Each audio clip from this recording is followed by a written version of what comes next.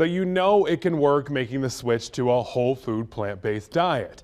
To talk more about what it actually looks like and what the health benefits are and how to make that switch are Dr. Nita with Reidsville Oncology Associates and Dr. Ross with Cone Health Medical Group Heart Care.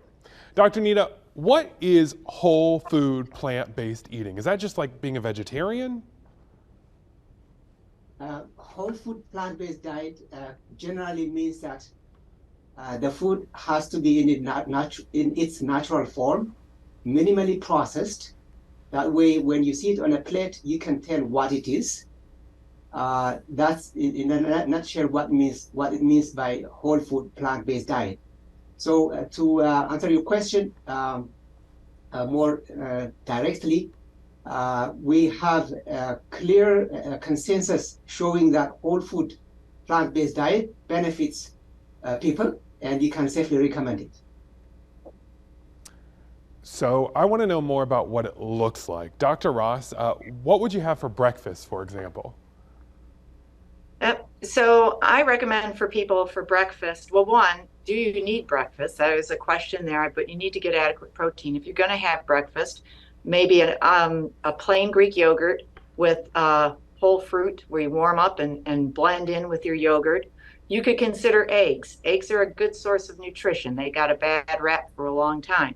You could even have a very lean meat. Again, naturally grass-fed meat, eggs, vegetables, hard to bring in. Some people do fermented things for breakfast depending on your background. So some grains, if you're going to have grains, I tend to tell people to keep things minimal. Your carbohydrates are not essential. A whole oatmeal, unprocessed oatmeal, like a steel oat, something that's not processed.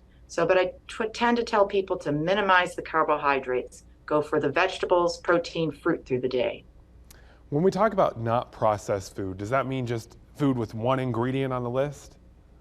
I think it's finding food that doesn't come in a box. If you have a label on the side that has the list of ingredients, that's processed. If it has, I tell patients if it had roots, if it has hooves, if it has feet, if it has fins, then you think of that as unprocessed. But where there's a lot of chemistry involved and you can't pronounce the name, that's processed food. It lacks fiber and it has a lot of things. Sugar is hidden in many things under many names, and that's where the danger comes in. Okay, we talked about breakfast. What about lunch? What would you have for that, Dr. Ross? Lunch, I think getting vegetables, bringing in vegetables of different kinds, whether you have a salad, you have legumes as your source of protein, and then adding maybe a lean protein to that, or again, if you hadn't had eggs, have eggs. But when you look at the week, you want to challenge yourself with as many vegetables. The vegetables is the base of your pyramid. If you're going to think of a pyramid, we tend to think of a plate more, but you think of lots of vegetables, up to 30 different kinds in a day. Mix it up because your gut enjoys the variety. Dr. Nita, what are your go-to snacks that you eat? I generally snack with fruits or all kinds of nuts. You can use legumes to snack. Again, to add to Dr. Ross's point, you can eat burger. You can make, for example, mushroom burger, or as long as it's made of whole food, you can eat whole wheat pasta, whole wheat bread. You can be creative as long as you source that from minimally processed or unprocessed items. Snacks, nuts are great snacks, fruits are great snack options as well. Well, thank you guys so much. We're going to keep going with this on the other side of the break. More tips about how to change your diet to be healthier. That's coming up. Hey friends, today we're talking about how to eat healthier. Dr. Nita with Reidsville Endocrinology Associates is here to talk about all your questions of whole food or plant-based diets. Dr. Nita, who is best for this whole food diet? Can anyone do it? The short answer is yes. But generally, food groups are categorized broadly into three boxes. Box one, for example, has healthful whole grains, legumes, fruits, vegetables, nuts, and seeds. You can recommend this to anyone. Anyone can benefit from this group. In the red box, these are unhealthy foods, which are processed meats, red meat, added sugar, refined grains, and ultra-processed foods, these are not good for anybody. So you can safely recommend against these groups. The third group is what we call debatable foods like poultry, eggs, dairy, fish.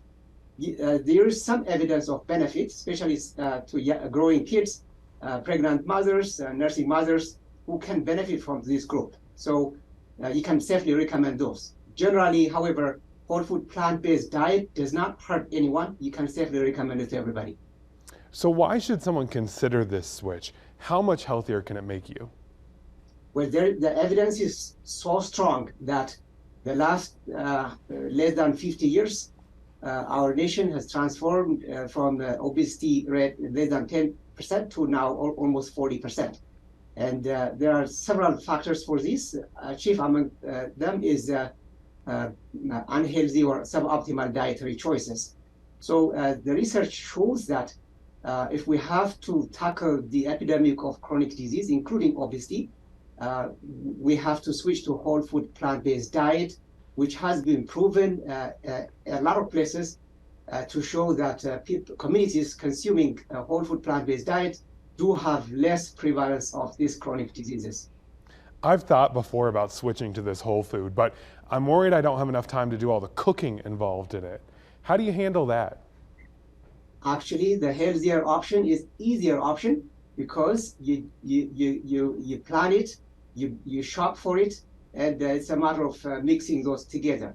Of course, the switch has to be slow. For example, you don't want to start a big change at the same time. The key is in the power of micro steps. Make the change as small as possible. In other words, too small to fail, and your body can adapt to that. And once you see the benefits, you cannot live without it. We've heard a lot over the past few years about the Mediterranean diet. Is that similar to this whole food type of diet? It is close. It's close. Again, there are segments of the community who can benefit from Mediterranean diet. However, it's not entirely plant-based. It's not entirely oil-free, for example, but it is close. You can safely recommend to some communities. In the last segment, you guys said something that really stuck out to me, that carbohydrates are not necessary. So what do you get your energy from if it's not from the carbohydrates? That's where the variation comes from different school of thoughts. Carbohydrates are actually very, very necessary. For example, if you are lucky and in the minority of Americans with no disease or no risk for chronic disease, including diabetes, hypertension, high cholesterol, you can safely enjoy carbohydrates as long as they are sourced properly. However, if you are dealing with raging diabetes or raging high cholesterol, you should limit the consumption of ultra-processed carbohydrates. However, from endocrinology point of view, you can still benefit from starch, for example, as long as wet starch, for example, baked potatoes instead of mashed potatoes, French fries, or chips. Carbohydrates should still give you 50 to 60% of your calories. So you cannot avoid carbohydrates altogether. Well, thank you so much for helping us out today. We all want to live longer, and eating healthy seems to be a good way to try to do that. If you missed any of this, it will all be up on WFMYnews2.com. Just check out the To Your Wellbeing website.